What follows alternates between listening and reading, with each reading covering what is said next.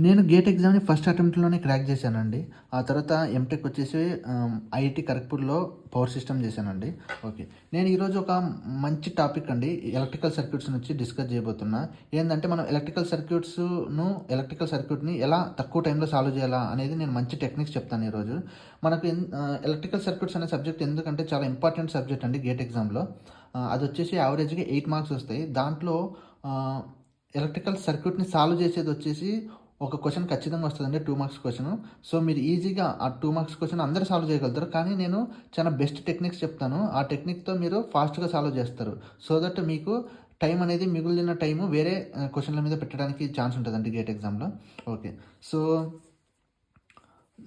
So మనకు ఒక సర్క్యూట్‌ని సాల్వ్ చేయాలంటే మనకు చాలా మెథడ్స్ ఉన్నాయి గదండీ. ఒకటొచ్చేసి source transformation technique, nodal analysis, superposition theorem, mesh analysis, ah, Norton's Norton's theorem, Thevenin's థియరము.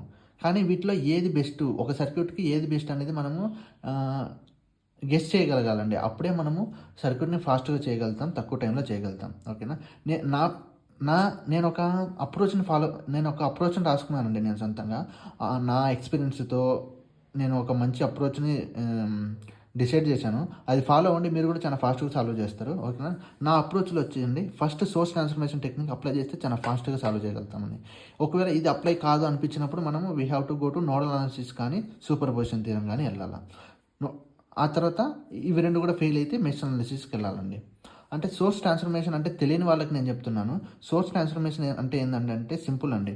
ఒక voltage source in series with resistor ఉంటే దాన్ని మనము సోర్స్ ట్రాన్స్‌ఫర్మేషన్ అంటే current source in parallel with రెసిస్టర్‌గా మనం మార్చుకోవచ్చు. కన్వర్ట్ చేసుకోవచ్చు.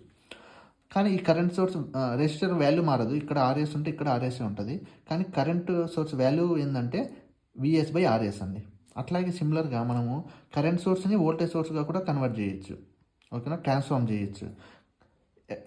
ఇక్కడ voltage source value resistor value మారదండి. వోల్టేజ్ సోర్స్ వాల్యూ వచ్చేసి VS=IS/RS అండి. ఓకేనా? సో, ఎప్ సో, ఇలా నీకు అబ్జర్వ్ అయిందంటే ఒక voltage source in series with resistor గానీ, current source in parallel with resistor గానీ, మనము ఛాన్సెస్ ఎక్కువ ఉంటాయండి. ఒక నెట్వర్క్‌లో ఇట్లాంటి ఎక్కువ అబ్జర్వ్ చేశారంటే మీరు సోర్స్ ట్రాన్స్‌ఫర్మేషన్‌తోనే ఈజీగా సాల్వ్ చేయగలుగుతారు.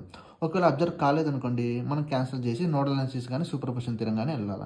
ఎప్పుడు నోడల్‌కెళ్ళాలా, ఎప్పుడు సూపర్ పొజిషన్ థియరమ్‌కెళ్ళాలంటే, నోడల్ వచ్చేసి మనకు నంబర్ ఆఫ్ నోడ్స్ చెక్ చేసుకోవాలి. నంబర్ ఆఫ్ నోడ్స్ తక్కువ ఉంటే నోడల్ అనాలిసిస్‌కు, నంబర్ ఆఫ్ సోర్సెస్ తక్కువ ఉంటే సూపర్ పొజిషన్ థియరమ్‌కెళ్ళాలండి. అట్లాగే మెష్ అనాలిసిస్ వచ్చేసి నంబర్ ఆఫ్ మెషెస్ తక్కువ ఉంటే మెష్ అనాలిసిస్‌కెళ్ళాలి. ఇది లాస్ట్ ఆప్షన్ అండి. ఓకేనా? సో, ఈ మూడిటితోనే ఈజీగా మనం